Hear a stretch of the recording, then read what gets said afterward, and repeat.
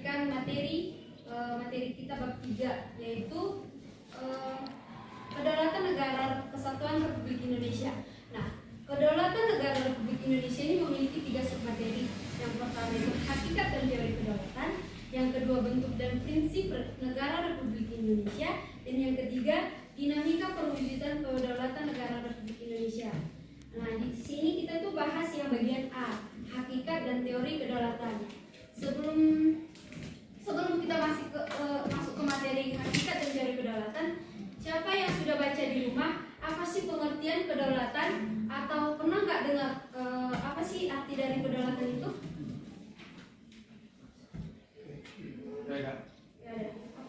Menurut saya, kedaulatan diartikan kebebasan dalam menentukan pilihan sendiri. Ya, siapa namamu? Pater Lex.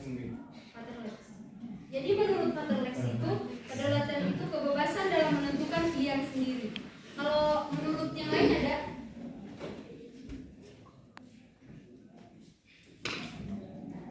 Jadi kedaulatan itu berasal dari bahasa Arab yaitu daulah. Daulah yang berarti adalah kekuasaan tertinggi. Jadi pengertian kedaulatan itu sendiri adalah kekuasaan yang tertinggi untuk membuat undang-undang dan melaksanakannya dengan cara yang tersedia. Jadi dalam pembuatan undang-undang ini sudah disediakan cara-caranya untuk kita membentuk dan melaksanakannya. Kedaulatan rakyat berarti bahwa pemerintah mendapat mandatnya dari rakyat, oleh rakyat, dan untuk rakyat. Kalau dari rakyat, untuk rakyat, dan oleh rakyat itu biasa disebut dengan apa? Demokrasi. Pada materi pertama ini kan kita membahas 4 materi kembali, yaitu pengertian kedaulatan, sifat-sifat dari kedaulatan, teori-teori kedaulatan, dan macam-macam dari kedaulatan. Nah, kedaulatan kan memiliki 4 sifat pokok. Apa saja itu? Asli, permanen, tunggal, dan terbatas. Nah, ada di sini yang tahu apa sih arti dari asli?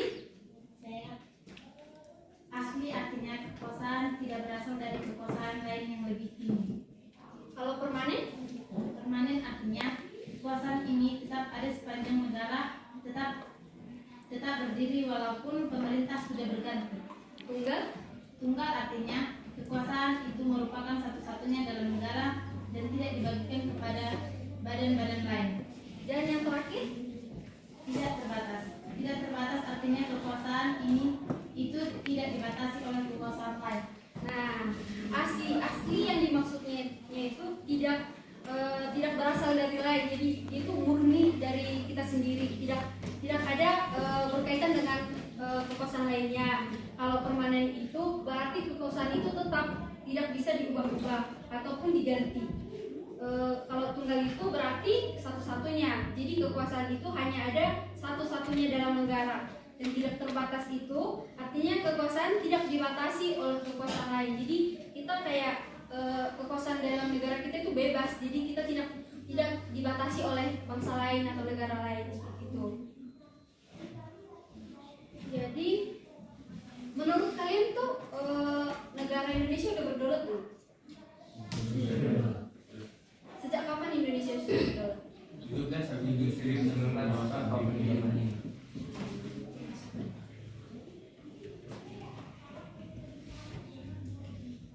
Kedaulatan dibagi menjadi kedaulatan itu terdiri dari 2 bentuk, yaitu kedaulatan dalam dan kedaulatan kedua. Kedaulatan dalam itu berarti bahwa bangsa yang merdeka memiliki kekuasaan untuk menyusun dan mengatur organisasi pemerintah sendiri menurut kehendak bangsanya sendiri, dan serta kekuasaan untuk mengelola semua yang ada di wilayahnya, mengandung sumber daya alam yang di darat, di laut, dan maupun di udara. Nah, yang kedua apa tadi? Kedaulatan kedua. Nah, kedaulatan kedua ini berarti mempunyai kekuasaan untuk berhubungan dan bekerja sama dengan bangsa tanpa terikat dengan kekuasaan lain. Misalnya kita tuh mengadakan perjanjian dengan negara lain. Yang kedua, menyatakan perang ketiga, ikut serta dalam organisasi internasional. Apa saja yang kalian tahu organisasi internasional yang diikuti oleh Indonesia? PBB, Apalagi? ASEAN, Apa kepanjangan dari ASEAN?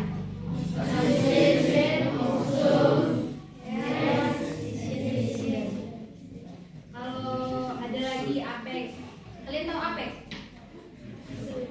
Asian Pacific Economic Cooperative.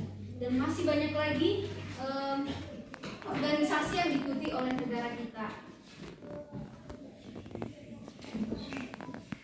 Oh iya, tadi siapa yang tahu kedaulatan rakyat? Jadi kedaulatan rakyat itu adalah pemegang kekuasaan tertinggi dalam kehidupan bermasyarakat dan bernegara itu dipegang oleh rakyat. Jadi makanya kalau nggak ada rakyat, sebuah negara itu nggak bisa terbentuk. Kan nggak mungkin kita semua jadi presiden. Jadi kalau semua jadi presiden, siapa yang bakal Siapa yang bakal jadi masyarakat? Siapa yang bakal diayomi oleh presiden itu kalau semua jadi presiden? Kan nggak mungkin. Jadi kalau kedaulatan rakyat itu merupakan rakyat itu merupakan pemegang kekuasaan tertinggi. Jadi kita itu adalah pemegang kekuasaan, bukan berarti karena dia presiden dan lebih tinggi dia memegang kekuasaan, enggak. Karena semua itu berasal dari kita.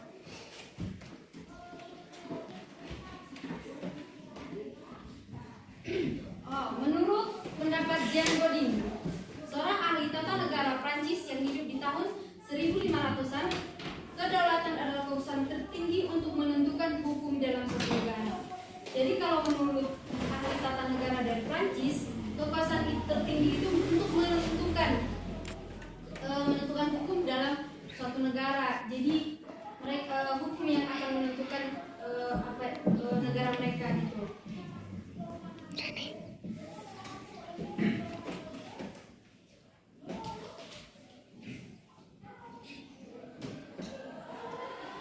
Mungkin itu saja yang bisa kakak jelaskan. Terima kasih buat partisipasi adik-adik sekalian. Saya mengucapkan terima kasih banyak karena kalian sudah membantu banyak dari materi yang kita bawakan dari bab 3. Selamat pagi. Selamat pagi, Pak.